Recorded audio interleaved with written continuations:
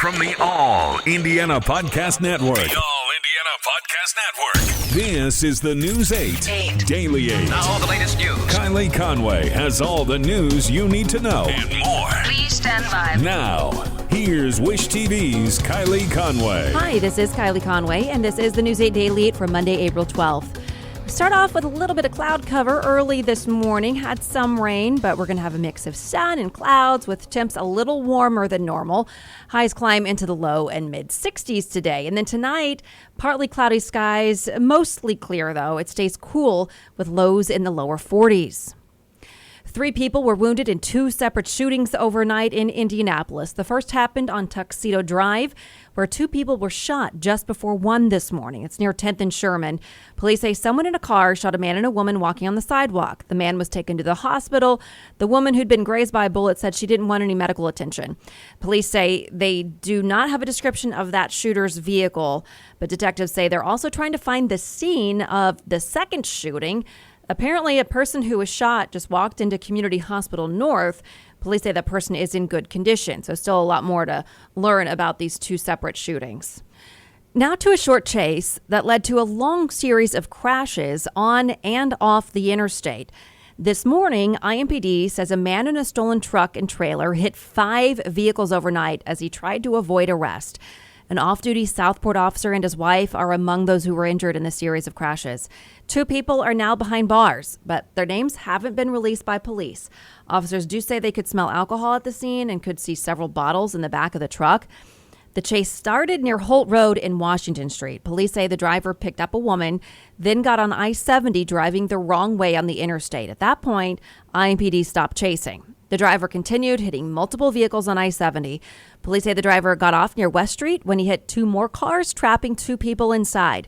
One of those 2 people trapped in the car was the off-duty Southport officer's wife. Officers say she had to be cut out of the car.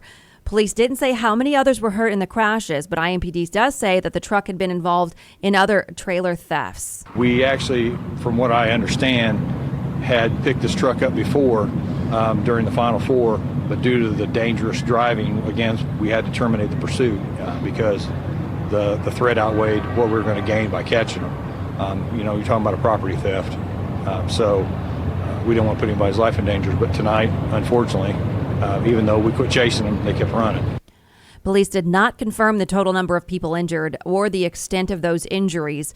The driver and passenger were arrested after they ran away from the scene. The area was closed down for quite a while last night just to get everything cleaned up. The Johnson County Jail is locked down after a COVID-19 outbreak. This morning, Johnson County Sheriff Dwayne Burgess says the lockdown is for safety and security. 8 inmates tested positive for the virus on Saturday. The county's health department was notified, and according to the sheriff, there are enough Johnson & Johnson shots to vaccinate every inmate and every staff member at the jail if they want one. And today is the start of a new federal program aimed at easing the financial burden from losing a loved one to coronavirus. FEMA will start accepting applications for funeral assistance. So that means this morning the CDC is reporting nearly 560,000 COVID-19 deaths in the U.S., so more than 500,000 families can get help paying for services, including the 12,743 people who have died in Indiana. Before calling to apply, FEMA suggests you have an official death certificate that attributes the death to COVID-19. You will also need all documents related to funeral expenses. The number to call is 844-684-6333. 844-684-6333. The line is open weekdays from 9 to 9, and that started this morning. CDC data shows there will be a significant drop in the number of Johnson & Johnson shots. The agency reports 785,500 doses will be available this week. That is 84% less compared to last week. The company is waiting for government approval to get a Baltimore facility running again after millions of doses had to be thrown out because they were contaminated. Johnson & Johnson still says it's on track to deliver 100 million doses by the end of May.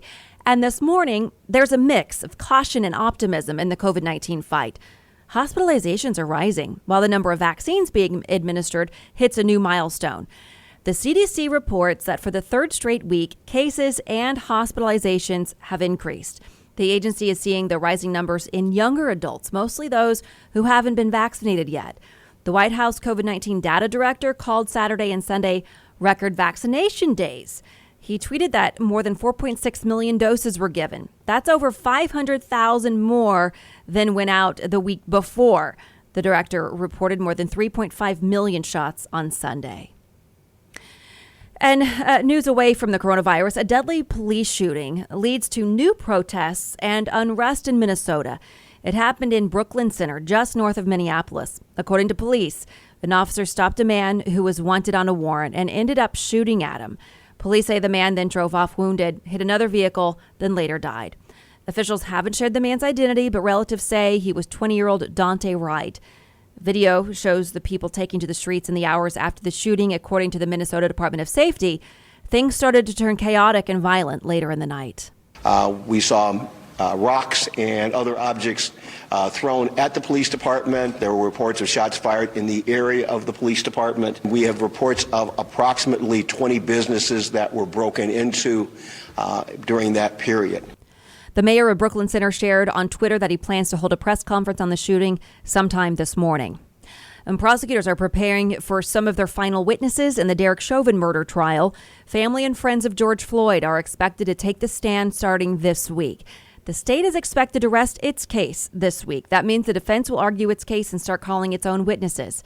The attorney for Floyd's family says this next leg of the trial will be challenging for his loved ones. It's going to be a very big test for them because they're going to hear their brother, their father, their loved one called everything but a child of God. They're going to talk about him as a person having opioid addiction. They're going to try to use that as the basis to say that's why he died. Chauvin is accused of killing Floyd by kneeling on his neck for more than 9 minutes. He's charged with second-degree murder, third-degree murder, and second-degree manslaughter. The governor of Virginia is calling for an independent investigation into the pepper spraying of an Army officer during a traffic stop. According to the town of Windsor, one of the 2 officers involved is fired. It happened late last year, but the issue has gotten new attention in recent days as people share the video. Caron Nazario is a second lieutenant. The video shows 2 officers pointing their guns using pepper spray, pinning Nazario to the ground and threatening him with felony charges. Before eventually letting him go, one officer also appears to make a reference to the electric chair. Now, Nazario is suing. It's really shocking to see law enforcement behaving this way to people who have sworn to uphold and defend the United States Constitution. City officials say officers with the police department are now required to have additional training.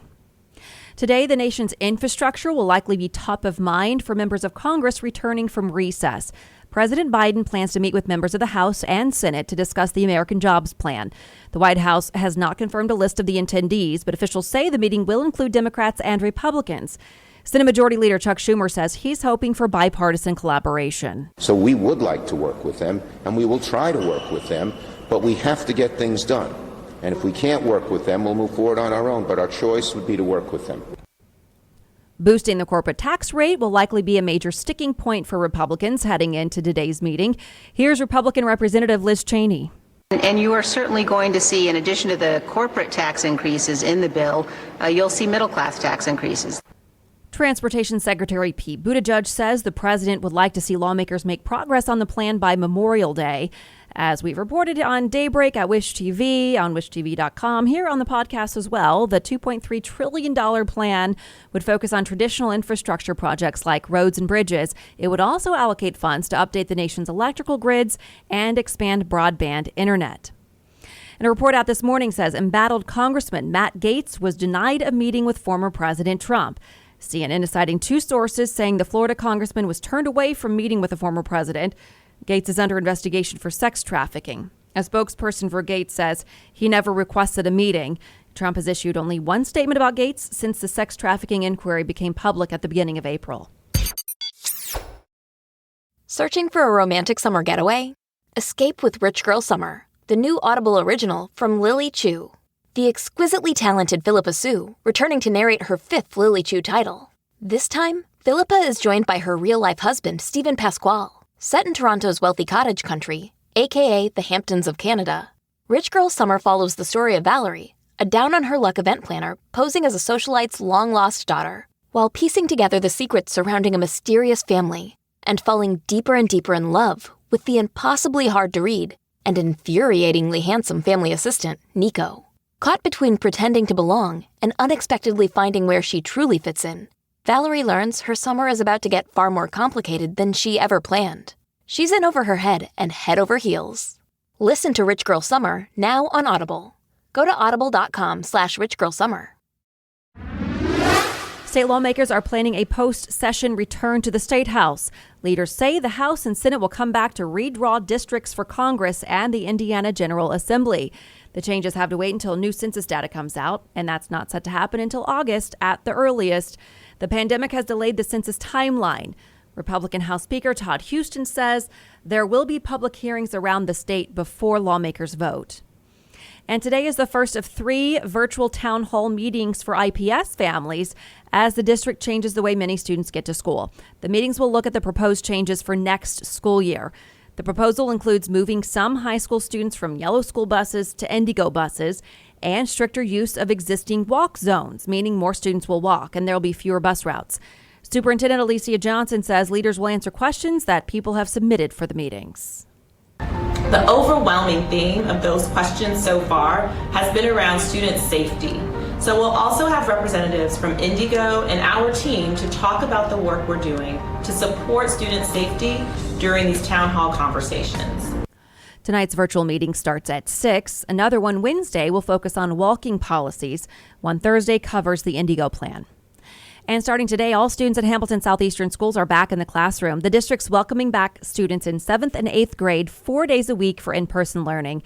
According to the district's operations plan, 7th and 8th graders will be in person Mondays through Thursdays with an e-learning day on Fridays. All other grades are already back in the classroom during the week. The district says a virtual-only option will still be offered through the end of the school year. And this morning, Federal Reserve Chair Jerome Powell is sharing a positive economic outlook. During an interview with 60 Minutes, Powell says the U.S. economy is at an inflection point and it will continue to recover. According to Powell, the vaccination rollout and strong financial policies will create jobs and grow the economy. Powell also addressed a concern many people have, saying any increases in inflation over the summer should only be temporary. He says the principal risk to the U.S. economy is a 4th wave of COVID-19. To some business headlines now. A Brookings Institution study titled State of Renewal, charting a new course for Indiana's economic growth and inclusion, suggests a mixed bag for the state's economic future. While the report finds the state has performed well in terms of pandemic job recovery, it suggests slow wage growth, lack of advanced industry competitiveness, and underinvestment in technology were among the issues the Brookings Institute highlighted as hurdles for the state's economy and labor force moving forward.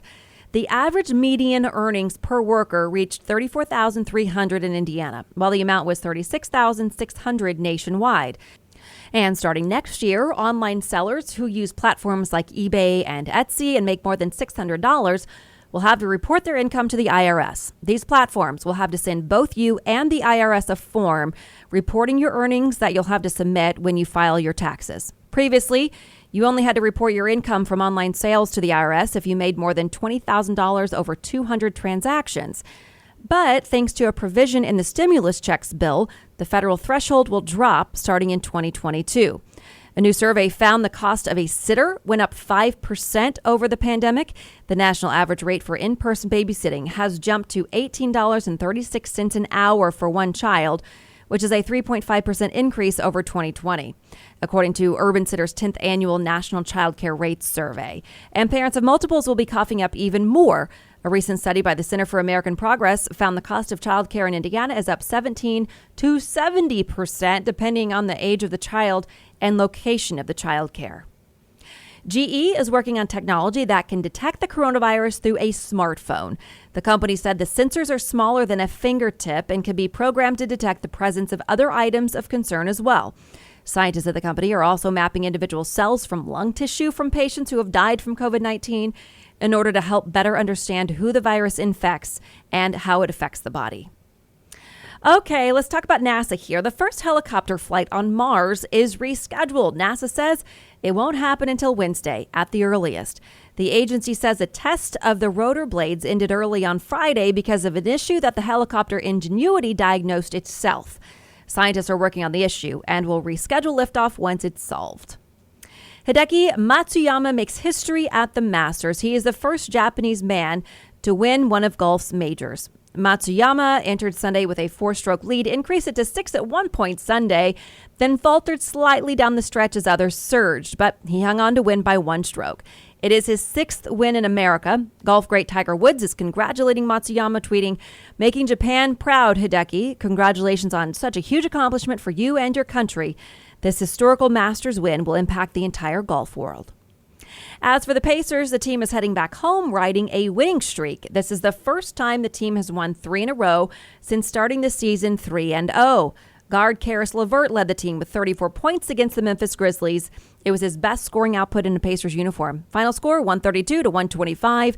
After the game, LeVert talked about working his way back to full health after his surgery. I feel pretty close right now. It's all about conditioning and heavy legs. I feel like it's, week 3 now, so if you put it in perspective, it's almost like training camp, you know what I'm saying? So I'm getting back to it. I'm feeling like myself. My game feels good. It's, like I said, it's only a matter of time. Up next, the Los Angeles Clippers come to Bankers Life Fieldhouse to play tomorrow night. And finally, a local artist is helping the town of Speedway unveil its new municipal center. It officially opens today, including the artwork inside. Audwin Newman says this is a creative kickoff to the Indy 500. Tonight, the Speedway Municipal Center will officially open for their first public town council meeting. It's at the old PNC building. After a flag raising outside, people will be greeted inside with 2 special pieces of art. A permanent part of the building, perfectly depicting both Speedway and this year's Indy 500 race. Hannah Mordeau reports.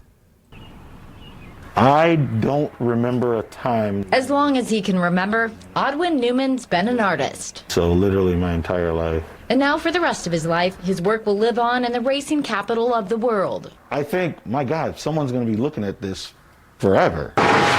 Like the greatest spectacle in racing, these 2 new pieces of art will be a part of Speedway, featured in the new municipal center. This is huge. Yeah. It's big. It's the biggest event in the world. So these 2 pieces are commemorating that. Naturally, the Indy 500 and Speedway staples are the themes. The banner here will say, "Driven by Tradition." And featuring traditions like Spark Plug, the Water Tower, and Allison's transmissions, plus the bricks, race cars, and of course, the Pagoda, Borg Warner Trophy. Both simply started as sketches. About a minute.